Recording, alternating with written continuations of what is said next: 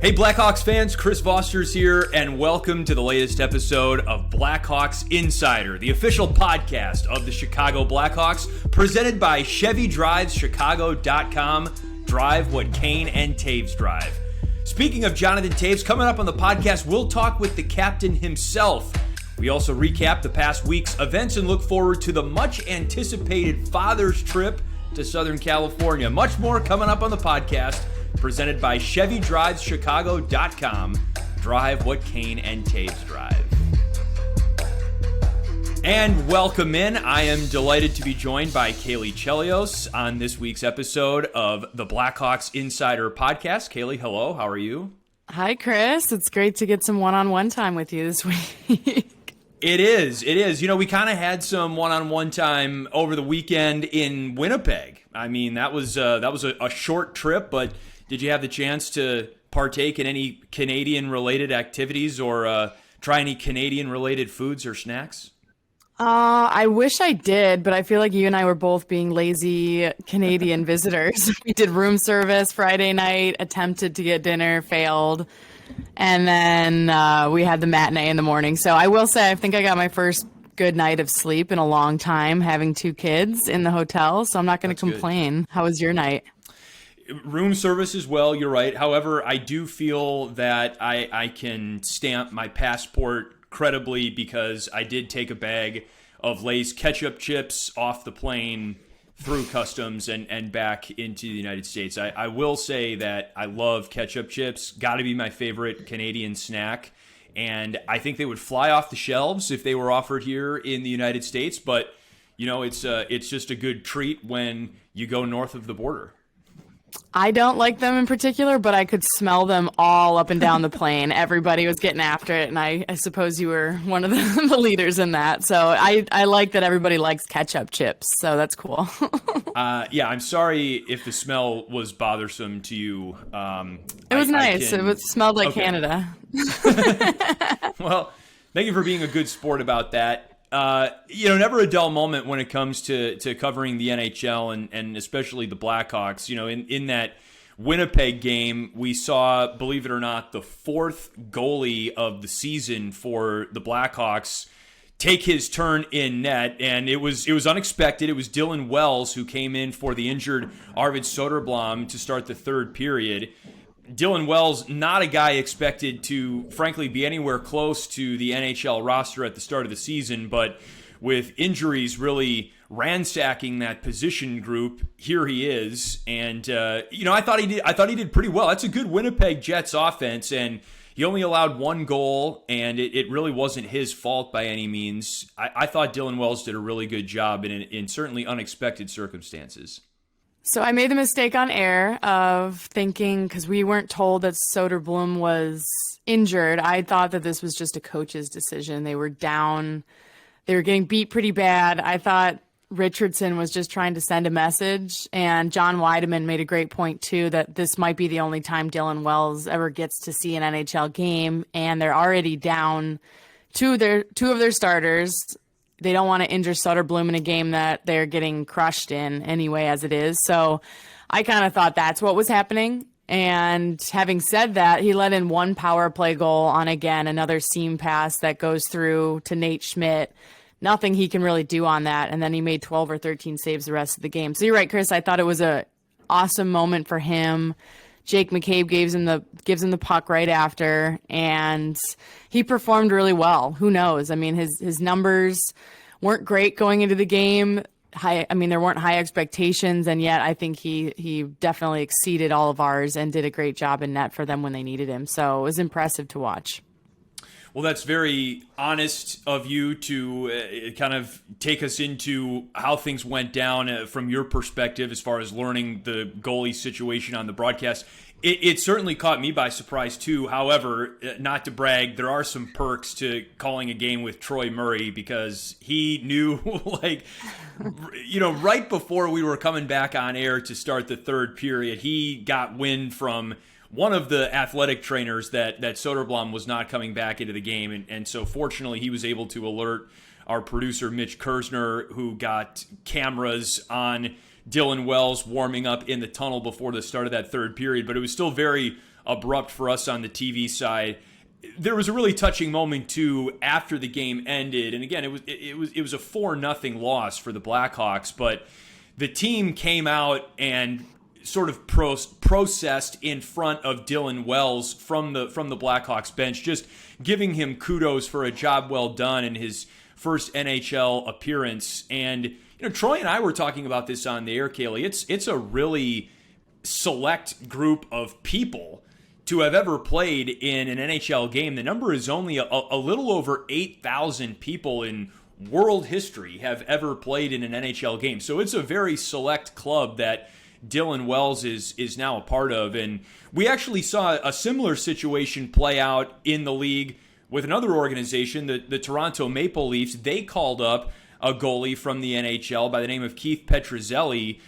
Again, similar situation, injured goaltender at the NHL level, so the minor leagues get the call. And there was a really cool video that went viral of the moment when Keith Petruzzelli found out that he was getting called up to play in the AHL. And that Dylan Wells had a very similar moment like that. And again, so much work goes into these careers just to have the chance to play in an NHL game, that to see a dream come true, as cliche as that sounds, it's really touching. You're absolutely right, Chris. It reminds me of all those videos that go viral of the college athletes that finally get a scholarship. And you're right. It's such a small number of players that ever actually make it into the NHL. And like anybody, if you're playing in the NHL, is a good hockey player. I mean, you are. There's no doubt in that. So for him, in my mind, what a cool thought process that was that Richardson did.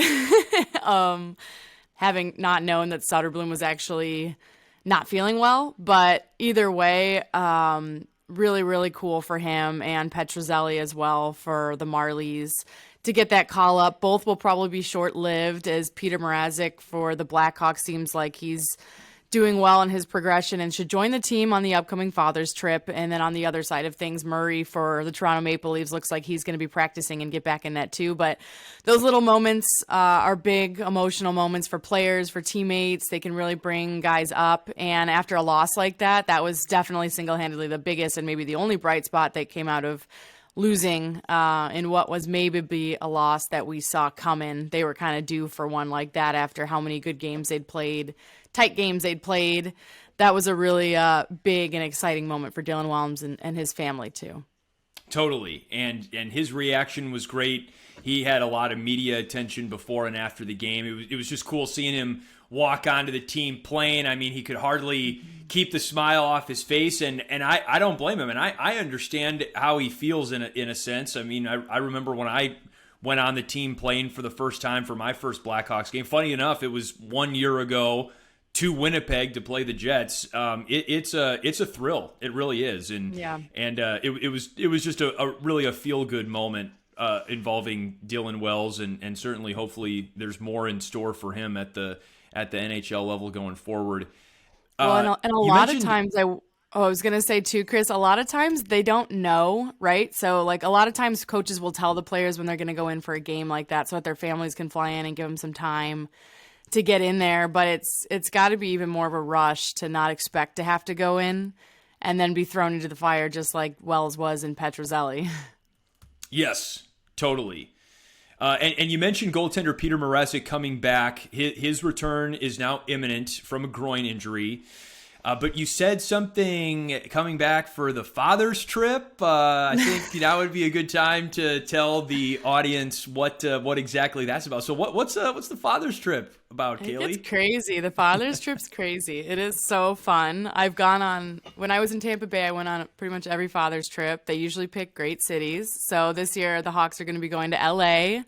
They'll play the Kings in Anaheim, but I think it's 4 days, so plenty of time to get acclimated, stretch your legs, hit up the bars.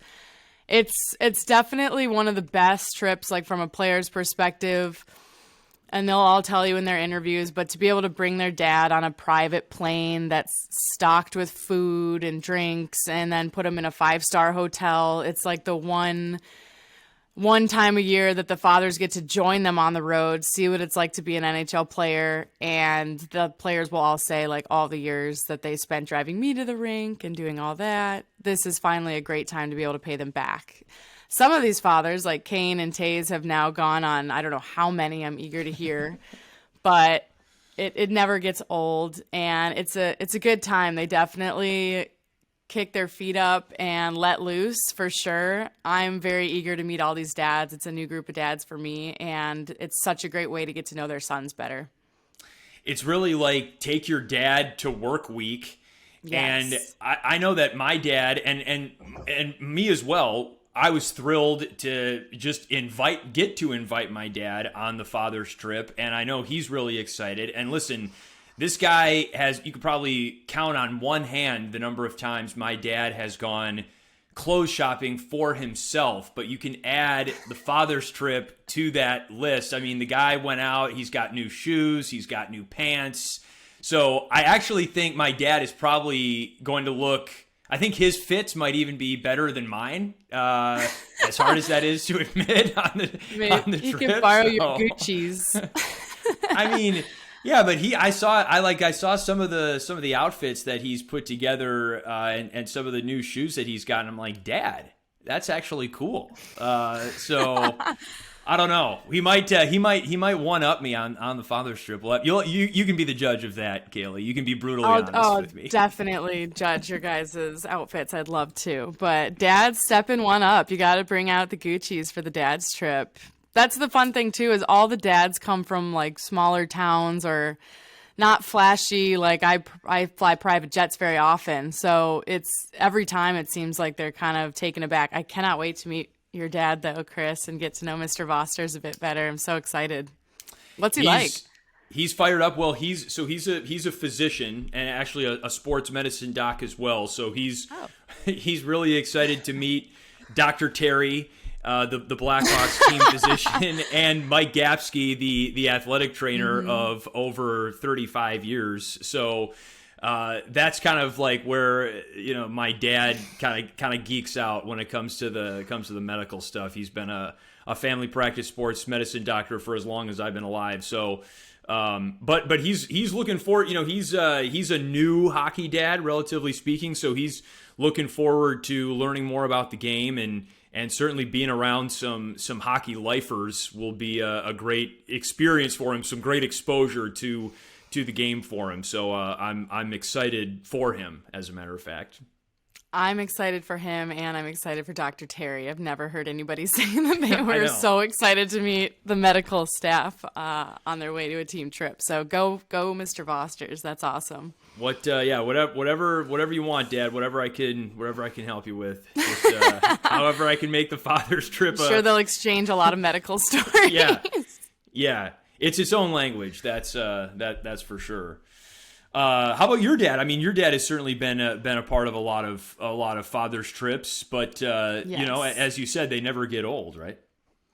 They never get old. They're all different, and the cool thing too is they all come from different countries, different places. So there's Russian, there's Swedish. My dad's dad was Greek, and I think my dad definitely took after him in the life of the party vibe. They just never stopped partying. So when he came on, I think he thought it was like his trip, my dad's dad. Like everything was about him. He's funny. He was super Greek, super cool. I'd love to, now that I'm older, hear more of the stories that went on the dad's trips, but such a cool way to give back. And my dad will be in LA, actually. There's a sponsorship event where he's hosting a dinner at his house in Malibu. So hoping to sneak away and maybe bring him around some of the other dads for the Hawks and get good dad jokes and good dad stories going. So I know he'll be the tannest dad by far. Well, he tan or not, he's a great ambassador to the team, that's for sure. In really whatever function is asked of him. The great Chris Chelios, of course. Your grandpa, did he bring Uzo on any of the dad trips? Oh, definitely. He definitely brought everything. And like I remember even before on dad's trip I've gone on, a lot of the Russian players whose dads maybe didn't know that there was booze on the plane for them. Like they would bring their own little, I forgot what the name of it is, and they would just sip all the way on their own. Like a flask or something? A whole flask, yeah, like a whole flask, and just get after it on the way there. So They definitely open up, but yeah, my grandfather was a king on those flights. I can only imagine. I hope you, whether it's on the podcast or not, I hope you can share any fun stories that you hear about with me. That sounds pretty lit. I'll gather some when we're there, and then maybe next time we'll divulge everything that happened on the dad's trip. 10-4. That sounds like a plan. You mentioned Jonathan Toews and Patrick Kane. Yeah, they've been on plenty of dad trips before. Their fathers have been on plenty of dad trips before, but I would imagine it never gets old for them either. And Caley, you had the opportunity to sit down with the captain in a one-on-one conversation, and we're up at that moment in the podcast now. We're about to air that conversation, but as far as a tease goes, anything that we should keep our ears peeled for in your conversation with Jonathan Toews? We were all over the map. We talked about perspective after a year away from the game a couple seasons ago. We talked The Office, Jim and Pam situation. We talked concerts, wellness, routines, meditation. We got the whole scoop from Jonathan Toews, so I think you're going to enjoy what you have to hear.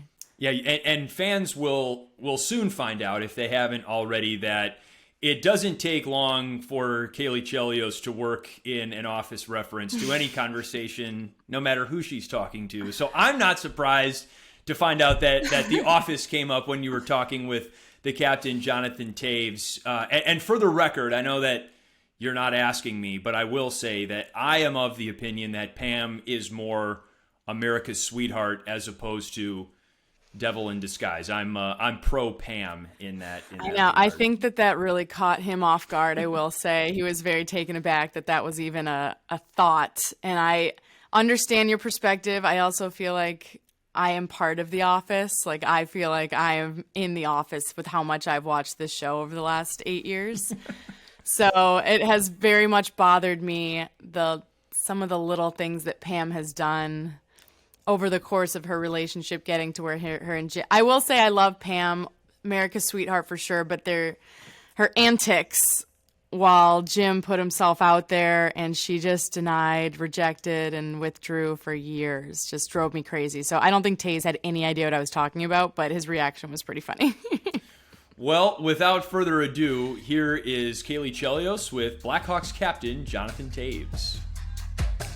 Johnny, the team's got off to a great start, exceeded a lot of media's expectations. What do you attribute to the success, and where are you guys finding your confidence right now in your game? Well, I think just the fact that there hasn't been much expectation coming into the year helps a lot. I think, it's been a number of years now that the turnover of new guys coming into the room, it's just keeps happening every off season, and it is what it is. So it's never easy, but I think at this point we got a bunch of guys who really have experience in being good teammates and knowing how to be a part of an NHL team and what it takes to win at this level. So I think there's just been that feeling of commitment to each other from the start of the season until now, and we're having fun on and off the ice, which I think is huge, and it's translating into just going out there and playing a good team game, and we're getting the bounces. So I think it's a lot of success, a lot of excitement. We're having fun, and there's a lot there that we can build on. Well, it's showing for you. 7 goals in the first 11 games, even in 16 seasons, still achieving milestones, the most goals to start a season for you. How do you feel about where your game is at physically and obviously having a lot of success on the ice? Yeah, I guess I've never been one of those guys who could figure things out and have success and score in October and November. Always seemed like those months where I was a bit snake bitten, maybe coming in really prepared and high expectations and ready to go, and then just maybe squeezing the stick a little bit too much. So I think this year it's been nice to just relax and play hockey and just feeling lucky and feeling like I'm getting those bounces and working for them, and it's nice to see them go in for sure. So it's early in the season, so hope to see that keep going that way. You mentioned that last year was maybe the hardest part, or one of the most challenging years of your career, and then obviously the year before, not playing for an entire year. What kind of perspective do you have from both of those years now, as you take the summer and the off season to get ready for what's now year 16? Yeah, I think I mean, I don't know. It's just growing up and maturing as a person, as a player, and you know, I think that competitive nature, that drive of just kind of doing everything, whatever it takes to get where I need to go, is one of those things that's just not. It's got me this far, and it's not getting me where I need to go from here. So it's more of a mentality of just patience and being in the moment and finding that ability to think the game and feel the game a little bit better. So yeah, I mean, the last few years were definitely frustrating, but it was a good time to kind of just assess and learn from it, and not only learn about my health and my body, my performance, but also how I approach the game from a mental and kind of emotional approach. And so in a lot of ways, on an individual level, it's helped me kind of grow as a person through that. So you know, it's just one of those things that you get older and you go through and you get better from it. It was a long time to be away from hockey, to be battling your health. Like, what were those first 1, 2, 3 days like of 2020, the uncertainty, and then where you are right now, you know, like what you were thinking in those first 3 days where you weren't going to play the entire season, and now again achieving milestones in year 16 and making an incredible comeback. Yeah, it's almost hard to put myself back in that situation because it was just so different. But no doubt, when you've been playing hockey or you've been doing one thing since you were 5 years old, there's a tendency to really kind of grab a hold and become attached to that. And it was obviously a big part of who I am and who I was. And I think that you could say that about a lot of guys that are playing hockey at this level. And so yeah, it was definitely scary and very challenging to feel like it was all falling apart. And the one thing that I was good at just was nothing was going my way. So you just definitely an experience of kind of losing all control over that and just having to relax into you know, what's next, what's the challenge I need to face today, and how do I not look too far ahead and just handle what's in front of me. So that's the only choice I really had at that point. And you know, there was never really a mentality of not playing that entire season, but I was kind of at the time happy and proud of my commitment to just be like, you know what, I just got to take this time for myself until I feel really good. I'm able to go out and play inspired hockey again and really enjoy the game. So I was happy I was able to take that decision and put myself, my own health ahead of anything else. Yeah, I can't imagine the pressure that you probably felt as the captain too. A little bit. Who was your constant support, or what was your constant support during that time and into now, just to help you get through all of that? Well, certainly my family. You know, I have a couple friends away from the game as well who just helped me keep perspective on it all. And yeah, there was just a lot of introspection, I guess, over that time, where it was just good to get away from the game and just put myself first for once. Well, great start so far and a busy off season. I want to ask you about your training going into this season. Like, when I interview players, they talk a lot about being more explosive, mobility, range of motion. What did you focus on this summer to be able to get ready? All that? Yeah, it's like one of those things when you hit 30, it changes a little bit. A lot more mobility, a lot more just trying to regain that athleticism. And you know, the game is so fast nowadays. And it's I remember when I was 18, 19, 20, all the trainers are telling me to gain weight and get stronger. And, you know, because you got the old Chris Chelios of those days who are, you know, going to make you feel it in the corners for sure. So you got to be strong. And nowadays it's more about speed and agility. And so just trying to stay athletic and flexible, and especially in the hips and back, all that stuff that takes a toll, you know, skating hard all those years. So that was the main focus, and kind of going from there as far as strength and conditioning. Is there anything in your past that hasn't worked for you training-wise, or things that you stay away from nowadays? I would say the only thing is really lifting too much weight and getting stronger in a way where you're kind of losing that ability to move. Yeah, that's the one thing I stay away from, because if you're not getting stronger but staying athletic, staying able to move the right way on the ice, then there's not really a point to do it, I feel like. And it's you're working against yourself if you do that too much.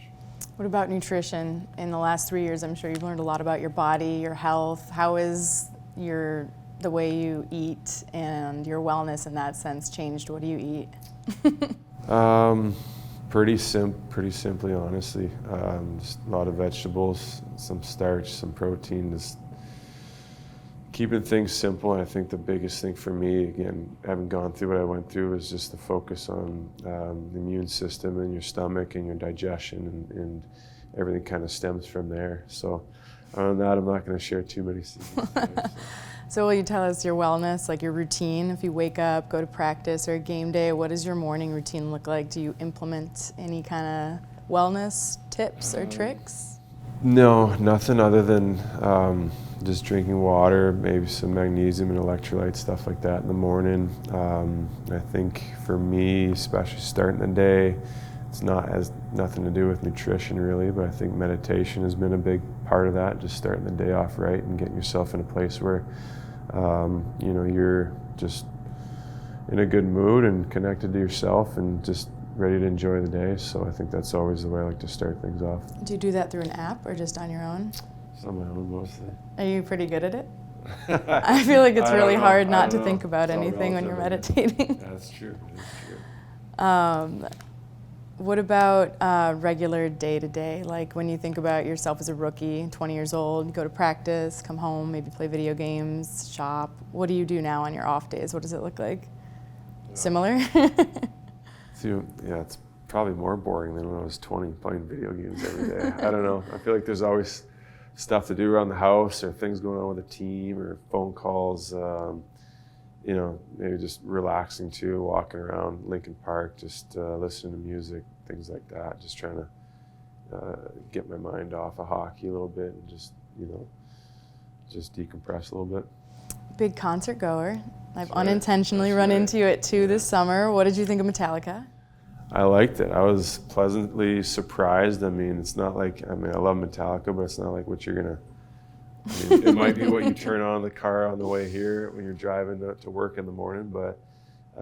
Is that what you listen to? Not every day, but, for guys, and I want to say they're in their 60s, I was pretty impressed. It was crazy, yeah. Do you watch Stranger Things? I do not. I saw the first season, that was it. So okay. Is there any TV shows that you binge, or are you more books? What do you like to do in your spare time? What I've been binging? I guess Always Sunny in Philadelphia. I don't know why I keep watching that show. It's an oldie but a goodie. You like it? Yes, I do. Good. I love it. Did you watch The Office? I did, yeah. Oh, pretty intensely? It's one of those shows that you can throw on anytime. What did you feel about the Pam debate? Did you think Pam was America's sweetheart, or did you think she was kind of a devil in disguise with her relationship with Jim? I didn't know. You don't have a strong opinion? I didn't even know that was a debate, but I think she's America's sweetheart. Okay. Is she not? Really? I feel like it's the other way. I really don't think that she deserves Jim, but I love their relationship. I think that you gotta think for Jim then, huh? Maybe, I don't know. That's I like Jim. I think Jim is the ultimate. Jim and Pam might be the ultimate TV couple for me. All right, good to know. Okay, so other than movies, shows, do you have any books or anything that you'd recommend for other people to get into? I guess a book I'm reading now. It's taken me forever to get through, but it's really great. It was actually Brian Higgins, our team security, who gave it to me. What's his name? Tim Kennedy. He's a UFC fighter, Green Beret, just incredible story all around. I actually had the chance to meet him years ago. I don't know him personally, but pretty special dude. So I kind of like books like that people with interesting stories. You said you watch the UFC a lot. Do you have any fighters that you're high on right now, or what other athletes do you like to tune into? No one right now. I was definitely intrigued by a guy like Khabib, and just trying to understand what made him so good. I think it's just such a brutal sport in a lot of ways, and the stakes are so high. So to me, it's just always interesting to figure out what makes guys good at what they do. So I want to go back to concerts really quick. Okay, Right. so you also saw Chris Stapleton. Right. What other concerts did you go to this summer? The other two, I've actually seen them before. I was a big fan. It was Tash Sultana. Never heard of her? Okay. You have to look At it up. Lollapalooza? Look it up then. No. Oh. She was like small theater somewhere on the north side. Okay, I'll look it up. In Odessa, I'm a big fan of as well. Is that techno? Yeah, well, it's Kind of. electronic. Electronic? Techno or whatever, but EDM. I Yeah. think that's what we were trying to EDM. think of. I haven't seen Odessa either. we do like What's probably one of your most memorable, I would imagine you've seen and maybe met some pretty cool artists. What's one of your most memorable concerts or run-ins at a concert? Yeah, one of the coolest memories I would say was seeing the Tragically Hip at the House of Blues, and not many people in the States know the Hip, but I mean they're basically rock legends in Canada, and I got to meet their lead singer Gord Downey before he passed away, and you know, he told us some stories of, I guess he was a big Boston Bruins fan, so seeing his Bruins fall in 2013 was pretty tough on him, but it was just really cool to meet him in the band, and obviously was a big fan before that as well. So what are you listening to on the rink, on the way to the rink, or on a game day morning? Probably changes. Yeah, it's all over the place. I kind of just do the like songs on Spotify and then just shuffle it and figure out what kind of mood I'm in, I guess. So. Okay. Caley, that was really interesting hearing about Jonathan Toews' music interests. Yeah, he's an avid concert goer, but I was pretty embarrassed. I had never heard of like 3 of the 4 bands that he mentioned, including like the Canada's rock legends. And then we both kind of I had like an old person moment when he mentioned Odessa, the electronic, and I was like, oh, it's techno. And he was like, I think it's more electronic. And then I was like, oh, EDM, like total mom moment. Like I've been listening to Coco Melon and Elmo pretty much the last year and a half. I didn't know who Odessa was. So that was a little embarrassing, but we're both getting past it. Yeah, I'll give you a pass on that, Caley, and I'll also admit that my knowledge of Canadian rock music could certainly use an upgrade and an update as well. So consider yourself with some company there. Let's move on to Sellies or Chirps, shall we? It's the moment in the show where each of us bring a local story or relevant topic to the table and ask the group to celebrate or challenge it. Caley, would you like to go first, or would you like me to go first? I'll go first. I'm happy to go first here. So I'm going to go with my Selly or Chirp. I'm going to say Chirp. Patrick Beverley is a point guard for the Los Angeles Kings, or I'm sorry, for the Lakers. All good? He's a basketball player. There are no point guards in hockey. But he's from Chicago, so that's my Chicago local tie. And he was talking about how he spent, or barbers are now charging upwards of $300 a week to get lined up and get a haircut. And I was always wondering kind of how much money guys spend anyway on their hair. I spend $300, but I spend it every 12 weeks. So it kind of evens out a bit. So I went with a Chirp, and he actually, Patrick Beverley, was like, I don't even get my hair done anymore out of principle. So I wondered what you thought and what your hair expenses tend to be, Chris. Well, that is fascinating background because, yes, over the last couple of seasons, I do follow the NBA, relatively speaking. Obviously, hockey is attracts my primary focus, but I do enjoy the NBA, and Patrick Beverley, yes, looks like he has not had a haircut in a long time. I actually did not know that he was a Chicago guy, so thank you for enlightening me on that. I actually pulled up his Wikipedia page, and it looks like he went to high school in the Aurora area, and then went to play his college basketball at Arkansas. But another NBA player with Chicago ties. It is a great basketball town, that's for sure. I got to side with my man Pat Bev that $300 is a lot for a haircut, especially on a weekly basis. I mean, my goodness, I get my haircut once a month, and shout out to Libby Taliber at Sinequanon in Westtown. She does a great job. She's worth every cent. I pay $75 a month for a haircut, and I don't like admitting that, honestly, because I feel like that's way more than most people spend.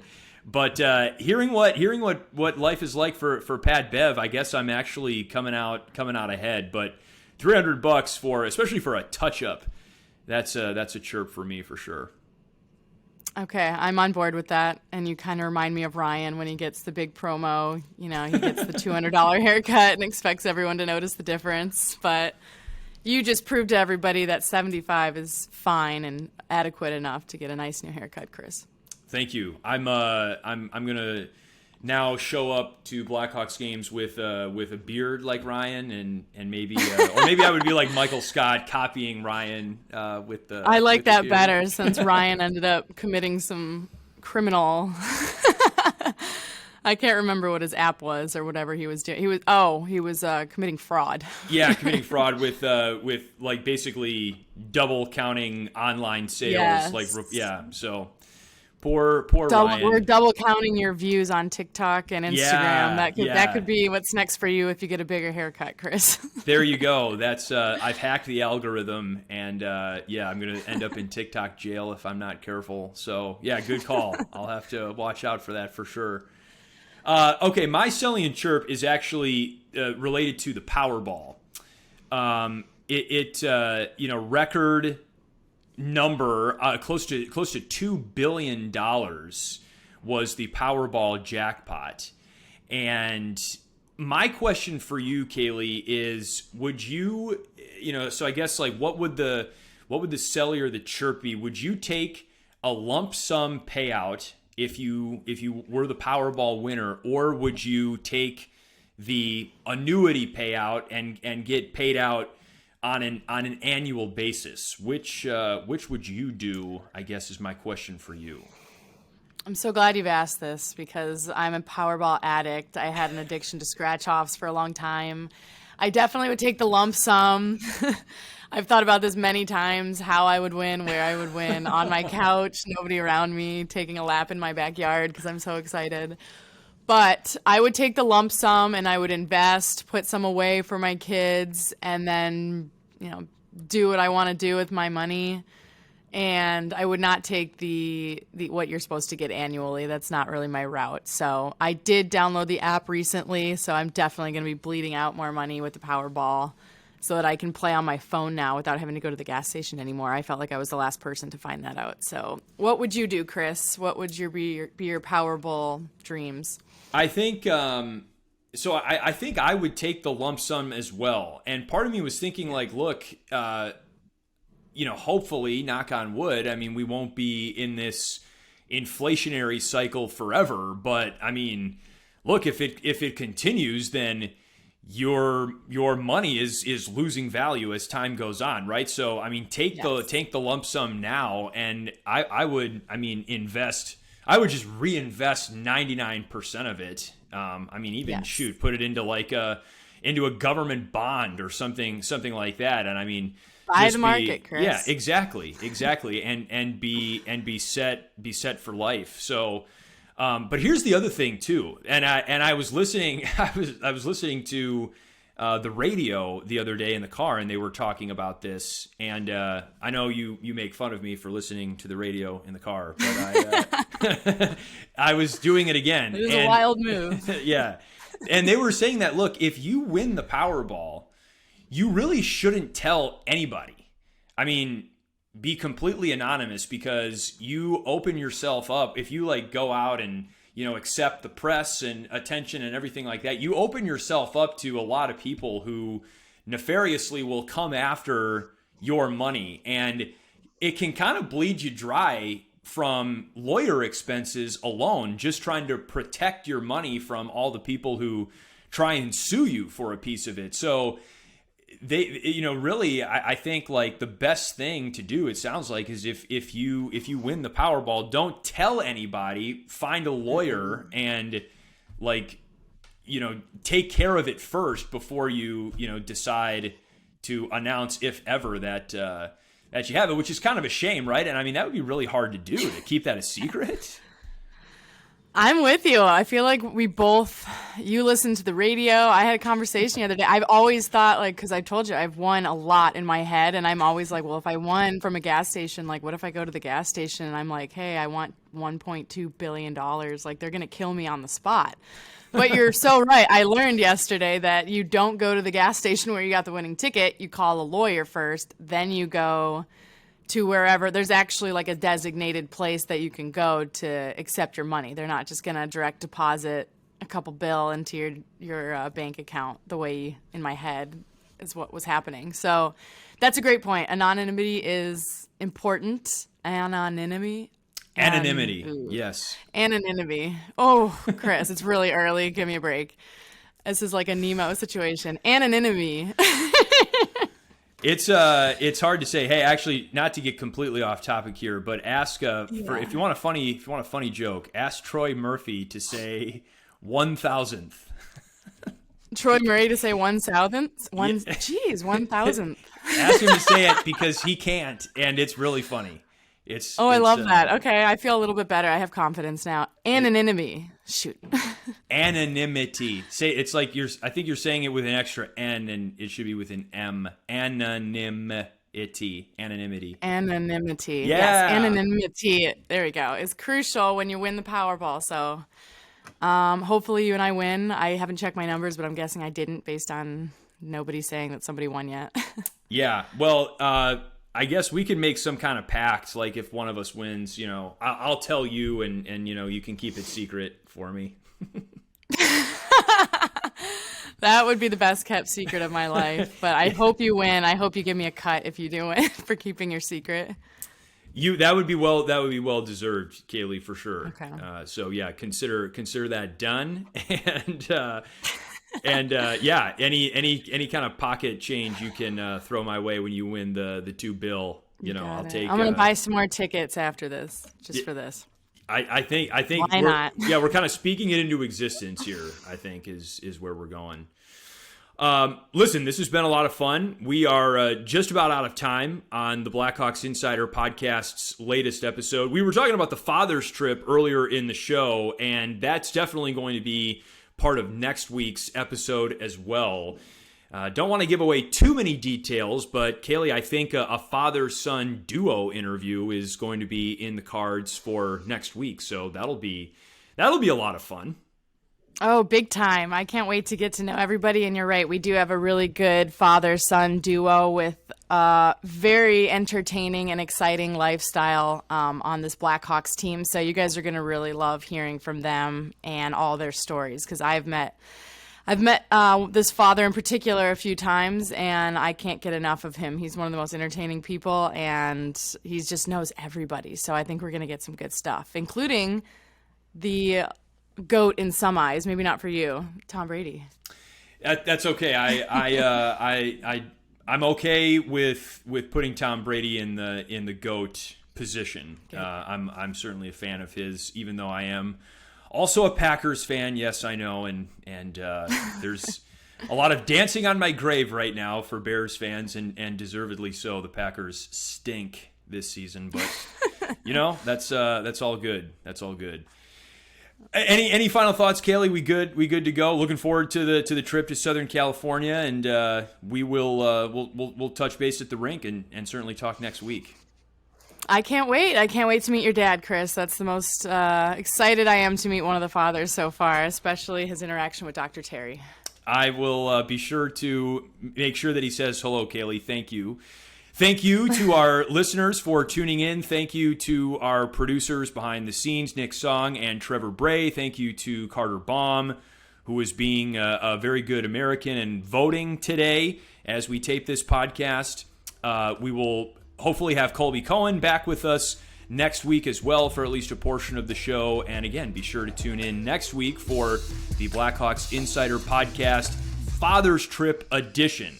One more thank you to Brad Dollar and Southside Jake for the music featured on this podcast. And remember, bookmark Blackhawks.com if you haven't already.